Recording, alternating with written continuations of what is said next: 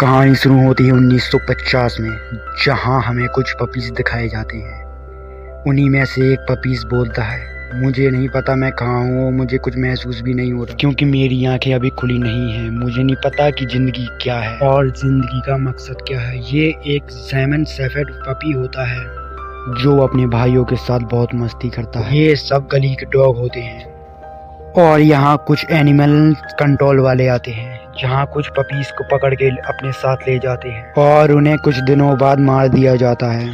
और उस पपी की आवाज़ दोबारा आती है। वो बोलता है, मुझे नहीं पता मैंने क्या गलती की है और मेरी ज़िंदगी बहुत छोटी थी। और एक बार फिर से वो पपी फिर से एक पपी के रूप में जन्म लेता है। मैं भी ये डॉग ही है। ये सन होता है 1961 का। इस जन्म में वो गोल्डन रिट्रीवर है। वो एक पपी फार्म में होता है, जहाँ कुछ लोग पपी को अडॉप्ट करने के लिए आते हैं और उन्हें गोल्डन रिट्रीवर दिखाया जाता है, जिसका दरवाज़ा छूट जाता है और गोल्डन रिट्रीवर वहाँ से भाग जाता है और वहाँ पे जाके देखता है वहाँ बहुत सारा कूड़ा है, जिसके साथ उसको खेलने में बहुत मज़ा आता था। और वो एक बॉक्स के अंदर फंस जाता है। तभी यहाँ दो लोग आते और वो उसे अपने साथ गाड़ी में बिठा लेते हैं, क्योंकि वो इसे बेचकर पैसे कमाने चाहते थे। वो लोग गाड़ी खरीद करके एक जगह निकल जाते हैं। तभी यहाँ गोल्डन रिट्रीवर यहाँ कैद हो जाता है। वो बोलता है कि मुझे बहुत प्यास लगी है। और तभी वहाँ एक ईथन नाम का लड़का आता है जो अपनी मॉम के साथ था। वो देखता है, वो कहता है कि एक डॉग वहाँ पर फंसा हुआ है, वो बहुत प्यासा है। वो अपनी मॉम से उसे बाहर निकालने के लिए कहता है।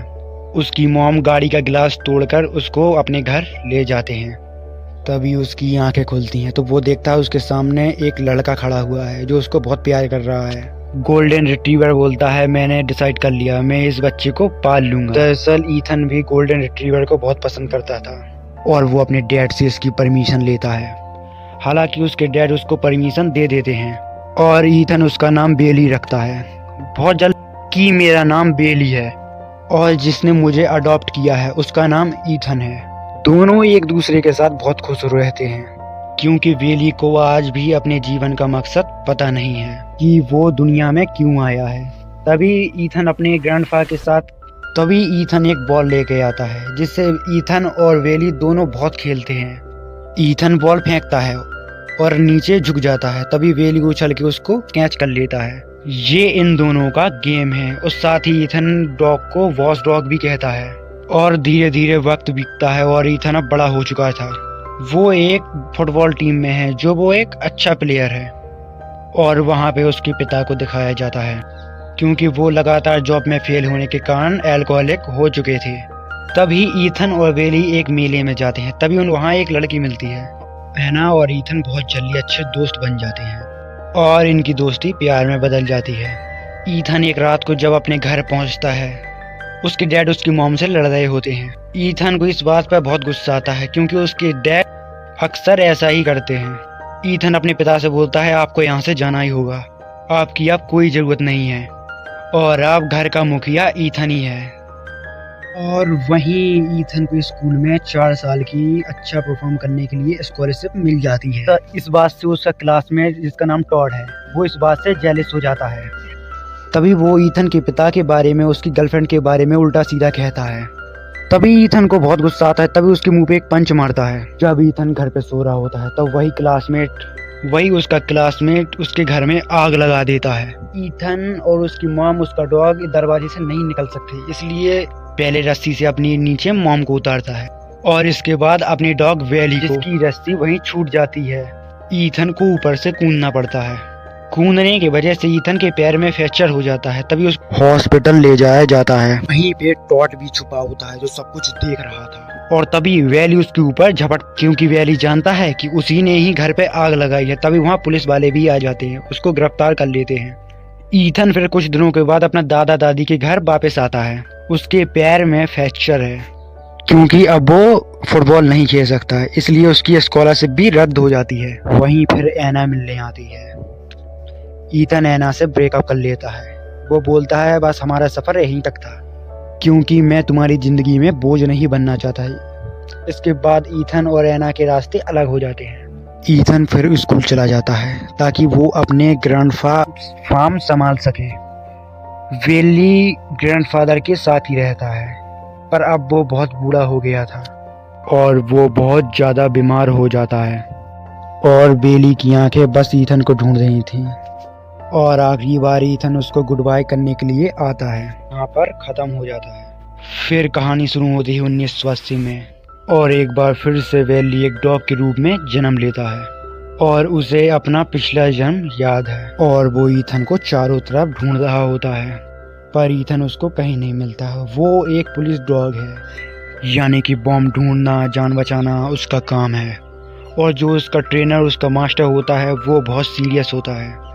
और एक दिन एक किडनैपर एक लड़की को लेके जा रहा था, तब एली और पुलिस वाला उसका पीछा कर रहे होते हैं और वो किडनैपर लड़की को पानी में फेंक देता है। बेली कूद कर उसकी जान बचा लेता है और वहीं पुलिस वाला वो उस किडनैपर का पीछा कर रहा होता है।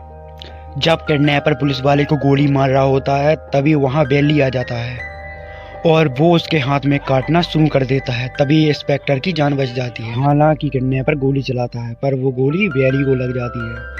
किडनैपर को अरेस्ट कर लिया जाता है और बेली अपने मास्टर की गोद में जिंदगी की आखिरी सांसें ले रहा है। बेली मरने से पहले ये बताता है कि इस जिंदगी में ज़्यादा मस्ती नहीं की, लेकिन उसने अच्छे काम किए, अपने मास्टर की जान बचाई। इसके बाद बेली का ये जिंदगी भी खत्म हो जाती है और फिर 1985 में बेली कॉर्गिल डॉग के रूप में जन्म लेता है और एक कॉलेज स्टूडेंट उसको अडॉप्ट कर लेती है।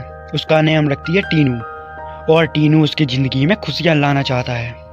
टीनू और माया एक दूसरे से बहुत प्यार करते हैं और उसकी मन की बात जान लेती है। इसके बाद और टीनू का जो भी खाने का मन होता है वो उसके लिए ऑर्डर कर लेती है।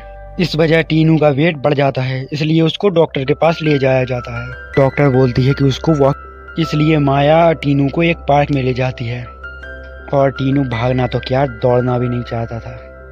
पर अगले पल सब कुछ बदल जाता है जब टीनू देखता है कि एक फीमेल डॉग जिसका नाम रॉक्सी है उसे देखता है, जबकि रॉक्सी बहुत शानदार तरीके से बॉल को कैच करती है और रॉक्सी भी बॉल उठाता है, उसी के मालिक के सामने बॉल रख देता है। उसी के मास्टर का नाम एल होता है जो माया का क्लासमेट है और इनकी वजह से इन दोनों की दोस्ती हो जाती है और बहुत जल्दी माया और एल शादी कर लेते हैं और इन दोनों के 3 बच्चे होते हैं। रॉक्सी और माया एल के घर में एक साथ रहते हैं। एक दिन रॉक्सी को कार में ले जाया जाता है। इसके बाद रॉक्सी कभी वापस नहीं आते हैं, यानी कि उसकी मृत्यु हो चुकी है। रॉक्सी की मृत्यु के बाद टीनू को बहुत दुख होता है और अब टीनू भी बूढ़ा हो जाता है और वो सोचता है कि अभी तक मैंने जितने भी जन्म लिए ये जन्म सबसे अच्छा था और इस जन्म में उसके पास हर तरह की सुख सुविधाएं थीं।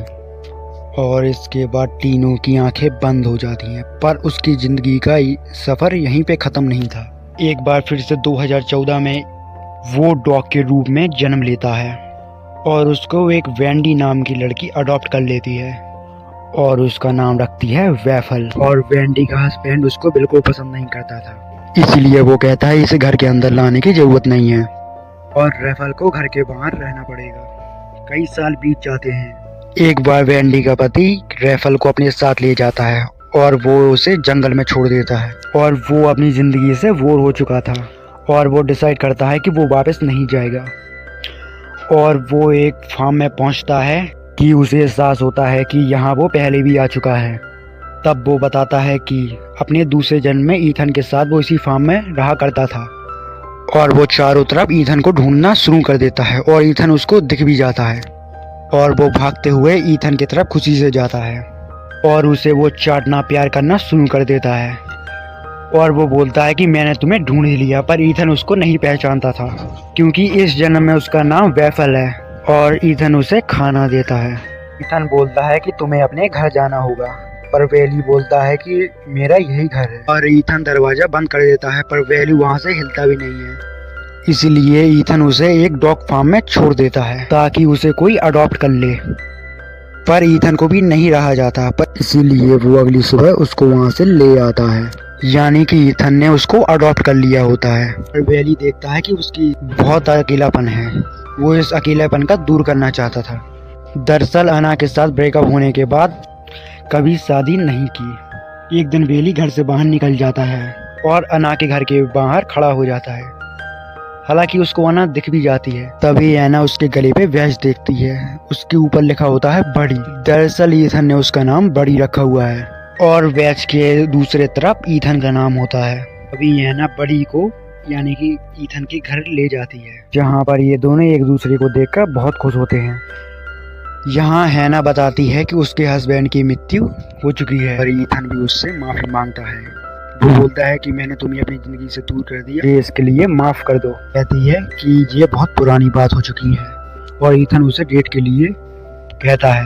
वो दोनों एक बार फिर से एक हो जाते हैं और ये दोनों शादी कर लेते हैं। हालांकि वेली ईथन को पहचानता है, पर ईथन नहीं जानता कि वो उसका वेली है। वेली चाहता है कि ईथन उसको पहचाने, इसलिए वो बॉल लेके आता है जो उसके साथ बचपन में खेला करता था और ईथन उसके सामने बॉल फेंकता है, पर वो उस बॉल को नहीं उठाता है। दरअसल वो चाहता है कि वो उसके साथ वैसा ही खेले जैसा वो दूसरे जन्म में उसके साथ खेला करता था। और ईथन भी बॉल को ऊपर उछालता है और नीचे झुक जाता है और वेली उसके ऊपर उछल कर चढ़ के उस बॉल को कैच करता है। ये देखकर ईथन पूरी तरह से शॉक हो जाता है, क्योंकि इस गेम के बारे में उसे उसके डॉग वेली को पता था। ईथन उसे वॉच डॉग बोलकर बुलाता है, जैसे वो अपने बचपन में बुलाया करता था। वो वॉच डॉग बोलता है, वेली भौंकना शुरू कर देता है और जब जब वो वॉच डॉग बोलता है वेली भौंकता है और ईथन समझ जाता है कि ये कोई और नहीं उसका डॉग वेली ही है। इसके बाद वेली अकेला बैठा होता है। तभी वो बोलता है कि मुझे अपने जीवन का पर्पस समझ में आ गया, हमें हमेशा खुश रहना चाहिए और दूसरों को भी खुश करना चाहिए। इसी के साथ ये मूवी यहीं एंड होती है।